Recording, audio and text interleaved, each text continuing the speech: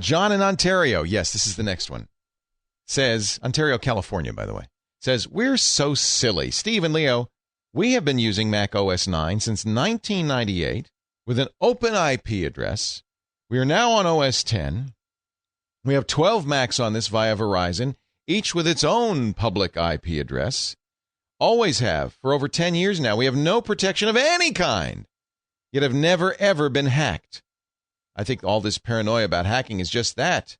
Paranoia, and you and Leo just propagated the fear factor. And furthermore, why would any of us need your advice? After all, we're not harboring nuclear secrets or planned attacks on some geographic location. Would you two just get real? Wow, I'm hurt. Well, there's the other side of the spectrum. That's kind of head in the sand. This really anchors both ends. Yeah. Well, I first of all, I would comment that OS 10 has a firewall and it's turned on. And so you do have automatically protection from incoming threats.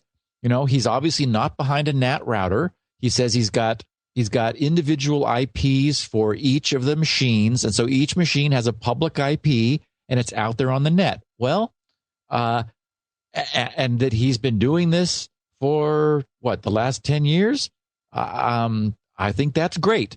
I would liken it to somebody who say, I never go to the doctor and I've never had any vaccinations and I'm just fine until you're not. Yes. And here I am saying, yes, but if you take a little vitamin D every day, right, the statistics show that you have much better prospects for the future. Right.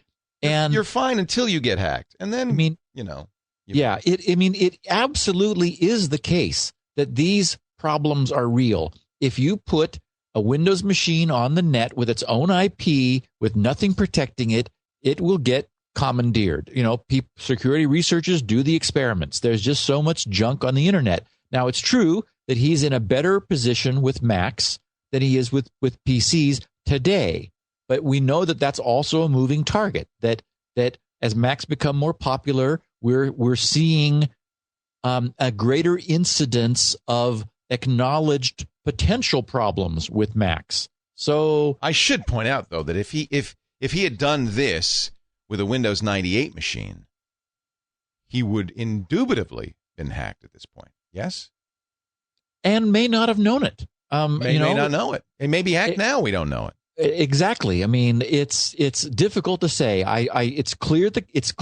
We talked last week about what's the relative security of different OSs, and agreed that they're all soft. They're all softer than we wish they were. They've all got problems of different nature of problems, different sorts of problems. The open source model has some. The closed source model has its. They're different, but fundamentally, complex software is going to have a problem with security, and complex software is what we have in all of these systems today.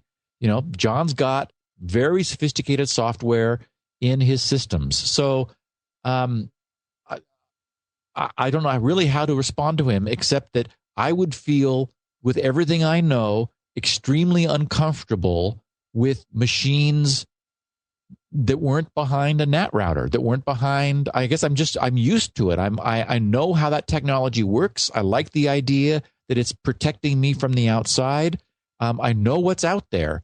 Am I paranoid? Well, it's certainly the case that millions of machines, Windows machines, were infected by the Conficker worm. I mean, we absolutely know that. It's taken down whole systems of hospitals over in England, and that's not illusory. That's real, and we've people are having their machines infected by their actions as they click on links in email all the time. I mean, I've on several occasions I've had to spend a long weekend scraping stuff off of people's machines, and in some cases, there was a female friend of mine from Starbucks about 6 months ago. I referred to it, that I just I looked at it for a while, and it was clearly just beyond recovery. So I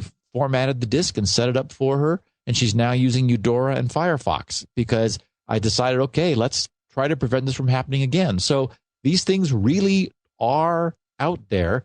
I'm glad John hasn't been bitten by one yet, and I hope if it does happen, it's not bad because, you know, he clearly believes that for some reason he's listening to the podcast, but he believes that we're sort of a self-fulfilling prophecy. And I don't think that's the case. We happened because of the need, not creating the need. I wouldn't feel too defensive. And in his defense, and it's kind of like we talked about with the last question, there certainly is, it can happen that people listen and go, and just feel terrified and become an agoraphobic. And we're not trying to do that either. I think the idea is reasoned information about the risks, and you be the judge.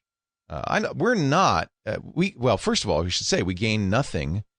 Neither of us make a security program that we sell. We gain nothing by you being afraid. We don't work for an antivirus company.